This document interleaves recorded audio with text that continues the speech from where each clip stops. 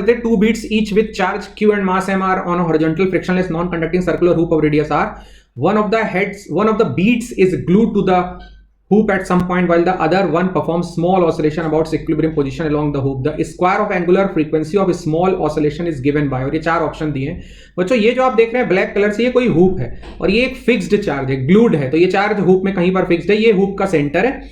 और ये जो ब्लू कलर से देख रहे हैं ये मूवेबल चार्ज है, ये बीड की तरह है और इस हुप में स्लाइड कर सकता है, फ्रिक्शनलेस हुप में आगे पीछे स्लाइड कर सकता है। अब हम चाहते हैं कि जो ब्लू चार्ज है इसको हम थोड़ा सा शिफ्ट करें, थोड़ा सा शिफ्ट कर देते हैं। चलिए इसको, इसकी इक्विलिब्रियम पोजीशन, ऑब्वियसली ये इक्विलिब्रियम पोजीशन भी है। आप देखिए अगर ये फ्री चार्ज यहां पर रहेगा तो यहां से कहीं जाना नहीं चाहेगा। येलो की वजह से ब्लू पर जो रिपल्शन लग रहा है वो रिपल्शन हुप से लगने वाले नॉर्मल रिएक्शन से बैलेंस हो जाएगा, तो ये ब्लू चार्ज यहीं पर रहेगा और ये इसकी इक्विलिब्रियम पोजीशन है। इस ब्लू चार्ज को इसकी इक्विलिब्रियम पोजीशन से थोड़ा सा शिफ्ट करते हैं, तो थोड़ा सा शिफ्ट करके मैं इस नई पोजीशन पर ले आया हूं।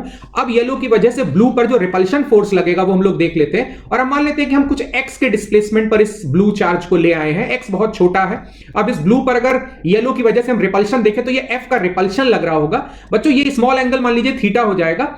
तो f के अगर हम लोग कंपोनेंट करें, पहले तो ये दोनों कंपोनेंट हो जाएंगे f के, ये कंपोनेंट, ये एक तरह से रेडियल कंपोनेंट है और ये वाला टेंजेंशियल कंपोनेंट। अगर f के कंपोनेंट करें तो ये f sin थीटा और f cos थीटा हो जाएंगे। थीटा के हिसाब से बताइए कौन सा f cos थीटा और कौन सा f sin थीटा होगा।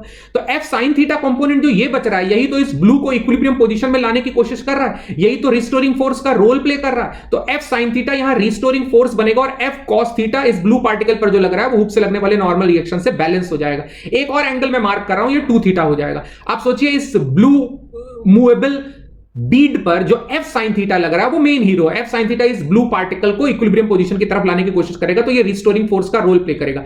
एसएचएम में सबसे इंपॉर्टेंट चीज है कि आपको ढूंढना पड़ता है कौन बनेगा रिस्टोरिंग फोर्स। तो अगर आपको रिस्टोरिंग फोर्स मिल ही गया है f sin थीटा तो आप लिख दीजिए f sin थीटा। अब जो f है वो इस ब्लू पर येलो की वजह से लगने वाला रिपल्शन है। थीटा इतना छोटा है कि येलो और ब्लू के बीच का डिस्टेंस हमेशा हम लोग हुप के डायमीटर के बराबर यानी 2r के बराबर मान लेते हैं। तो येलो की वजह से ब्लू पर जो फोर्स लग रहा है उसको कूलम्स लॉ से आप बड़े आराम से लिख सकते हैं, 1/4πε0 q² का होल स्क्वायर हो जाएगा तो 4r स्क्वायर। यहां मैंने एक और कलाकारी करी है, थीटा इतना छोटा है कि मैंने साइन थीटा को थीटा ले लिया है अप्रॉक्सीमेटली, और ये चलता है, आप ऐसा कर सकते हैं।